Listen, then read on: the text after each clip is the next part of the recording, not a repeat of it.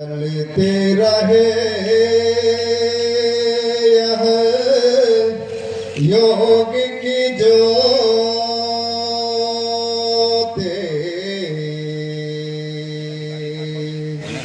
जलते रहे यह योग की ज्योति, हर पल मुस्कायो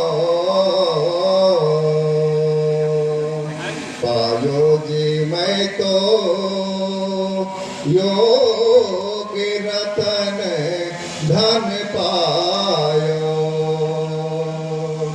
वस्तु अमोल के दे मेरे सतगुरु,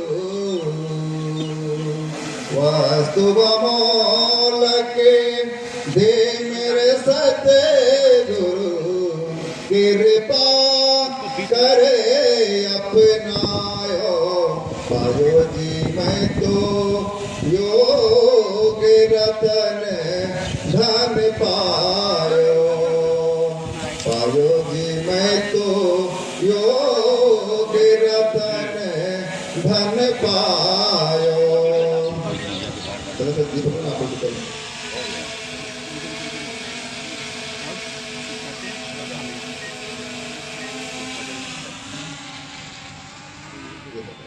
तो फेफड़ों की मजबूती के लिए, हार्ट की मजबूती के लिए, हार्ट में अगर ब्लॉकेज होने की कहीं संभावनाएं भी बन रही हो तो उन संभावनाओं पर विराम लगाने के लिए यह किया जाने वाला सरल और सहज व्यायाम। और उल्टा भी कर लेंगे, 4 से 6 बार एक दिशा में तो 4 से 6 बार दूसरी दिशा में, दोनों दिशाओं में, क्लॉकवाइज और एंटी क्लॉकवाइज, आराम आराम से, बहुत धीमी गति के साथ, बहुत मध्यम गति के साथ। पुनः दोनों हाथों को एक साथ नीचे को ले चलें, फिर 1 से 2 बार लंबी गहरी सांसों को ले लें।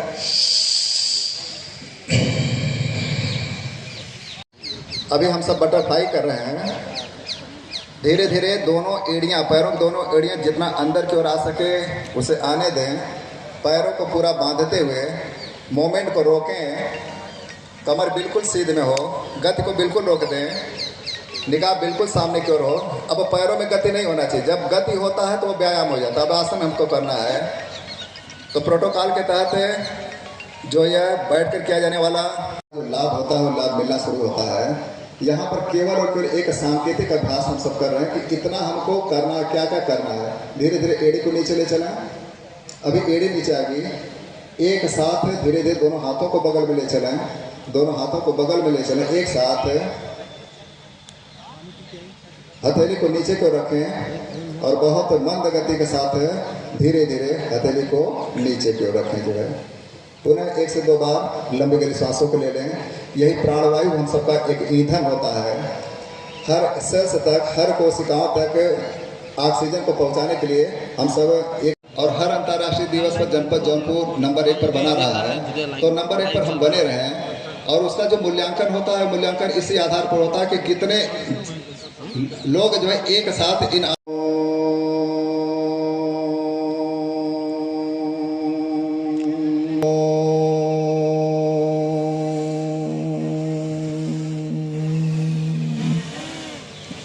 दोनों हाथों को एक साथ हम लोग साइड में ले चलें, दोनों हाथ एक साइड में, हल्का फुल्का ऐसे 4 से 6 बार कर लें। हमारे हाथ थोड़ा सा फ्लेक्सिबल हो जाए, बहुत मंद गति के साथ, बहुत धीमी गति के साथ।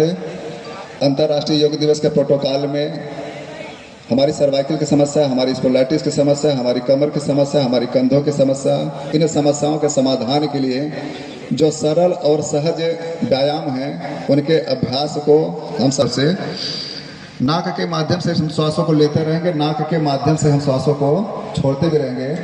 दोनों हाथों को बिल्कुल नीचे की ओर करें, एक साथ दोनों हाथ बिल्कुल नीचे की ओर।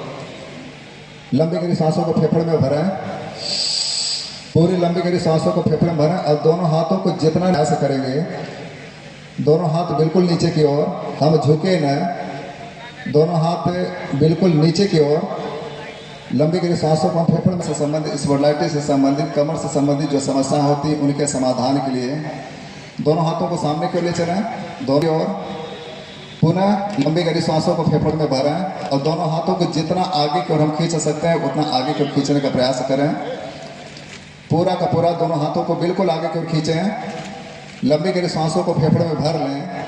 हम अपने शक्ति का अतिक्रमण बिल्कुल भी नहीं करेंगे। जो हमारी शक्ति और सामर्थ्य है उसी शक्ति और सामर्थ्य के भीतर हम इस योगाभ्यासों को करेंगे। नाक के माध्यम से और श्वास को फेफड़ों में रोकते हुए दोनों हाथों को जितना ऊपर की ओर हम लोग खींच सकते हैं उतना खींचने का प्रयास करेंगे, खींचेंगे भी। तो हृदय की मजबूती के लिए, हार्ट की मजबूती के लिए, फेफड़ों की मजबूती के लिए फेफड़े का पूरा भाग सक्रिय हो, उस सक्रियता को बढ़ाने के लिए किया जाने वाला यह सरल और सहज व्यायाम। दोनों हाथों को बगल में पुनः लंबी गहरी सांसों को फेफड़ों में भरें और दोनों हाथों को दोनों दिशाओं में जितना हम लोग खींच सकते हैं उतना खींचने का प्रयास करेंगे। यह हार्ट का, फेफड़ों का आंतरिक रूप से दोनों हाथों को नीचे की ओर करें। बहुत मंद गति के साथ बहुत ही खूबसूरत दृश्य है। 1 से 2 बार लंबी गहरी सांसों को ले लें। लंबी गहरी सांसों को पूरा ले लें। यही प्राणवायु हम लोगों का ईंधन होता है। जब भी लगे कि कुछ हम थक चुके हैं तो 2 से 3 बार लंबी गहरी सांसों को फेफड़ों में भर लें। दोनों हाथों को कमर पर रखें। इस तरह से कमर पर रख लें। आराम से पूरी आसानी से कुछ पल रोकें। बहुत ही खूबसूरत दृश्य है। पूरा अभ्यास आप लोगों ने बहुत ही अच्छे ढंग से किया है, इसलिए अब अभ्यास बहुत ही अच्छे ढंग से हो रहा है। एक साथ बाएं कान को बाएं कंधे के ओर चलें। जितनी आसानी से जहां तक चल जाए उतना ही ले जाएंगे। जबरदस्ती हमें बिल्कुल भी नहीं करना है। बाएं कान को बाएं कंधे की ओर और एक बार पुनः दाएं कान को दाहिने कंधे की ओर। यह जो प्रोटोकॉल होता है एक तरह से हम लोगों का एक सांकेतिक केवल अभ्यास करने के लिए कहा जाता है, लेकिन नियमित और निरंतरता के साथ प्रतिदिन हम सबको अपने दैनिक दिनचर्या का एक अभिन्न अंग इस योग को करना चाहिए। यह हमारी एक विरासत है, बहुत ही खूबसूरत विरासत। पुनः सामान्य स्थिति में हो जाएं। 1 से 2 बार दोनों पैरों में हल्का दूरी बनाएं। दोनों पैरों में हल्की दूरी बना लें। दोनों हाथ को सामने रखें, पैरेलल रहे, दोनों हाथ बिल्कुल समांतर रहे। दोनों हाथों को समांतर रखते हुए हम बाएं दिशा में चलते हैं और अपने दाहिने एड़ी को देखने का प्रयास करते हैं। बाएं दिशा में चलें। बहुत मंद गति के साथ, बहुत धीमी गति के साथ जो है बाएं दिशा में चलें। कुछ पल वहां पर रुक। आप आए थे, क्या कारण है? देश के यशस्वी प्रधानमंत्री जी ने देश के देशवासियों को स्वस्थ रखने के लिए, दुनिया के लोगों को स्वस्थ रखने के लिए अपनी भारत की प्राचीन परंपरा, वैदिक परंपरा को के संवर्धन के लिए योग दिवस, अंतर्राष्ट्रीय योग दिवस का कार्यक्रम का शुभारंभ किया है, जो आज लगभग 10वां है क्या? 10वां अंतर्राष्ट्रीय योग दिवस है।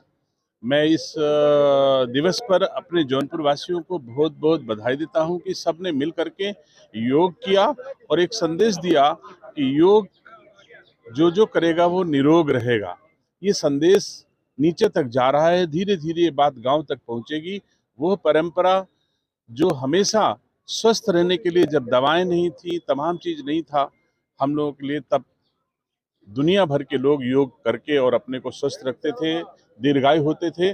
और आज के युग में इसकी आवश्यकता हर व्यक्ति को है, नौजवान, बच्चे, बूढ़े, हर आयु वर्ग के लोगों को है।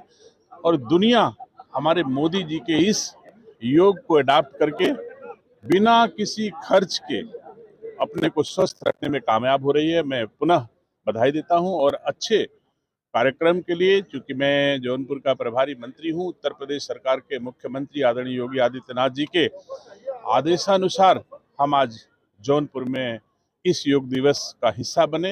हमारे अपनी ओर से, अपने उत्तर प्रदेश के मुख्यमंत्री की ओर से, देश के यशस्वी प्रधानमंत्री जी की ओर से योग दिवस की सबको बहुत बहुत शुभकामनाएं देता हूं। आज आप प्रभारी मंत्री की हैसियत से परियोजनाओं का जो चल रही है उनका निरीक्षण भी करेंगे। कौन कौन सी प्रमुख परियोजनाएं जिनका? अब मैं समझता हूं कि जो महसूस कर पाएंगे कि हाँ यहाँ आवश्यकता है, हम रिव्यू करें कि प्रगति धीमी है अथवा कहीं से कोई शिकायत मिली होगी कि वहां पर गुणवत्ता पर काम नहीं हो रहा होगा, तो उन चीजों का निरीक्षण करेंगे और कोशिश करेंगे कि जौनपुर को गुणवत्ता परक प्रशासन, गुणवत्ता परक विकास योजनाएं गांव-गांव गली तक पहुंचे, इसका मेरा प्रयास है। शासन की मंशा है कि ये जो गड्ढे हैं सड़कों पर और या इस तरह के, इसको बरसात के पहले भर दिया जाए। मुझे नहीं लगता है कि योगी जी के नेतृत्व में राज्य की जितनी भी सड़कें हैं, गड्ढा मुक्त का एक बृहद अभियान चलाया जाता है और हर लोग इसमें शरीक होते हैं।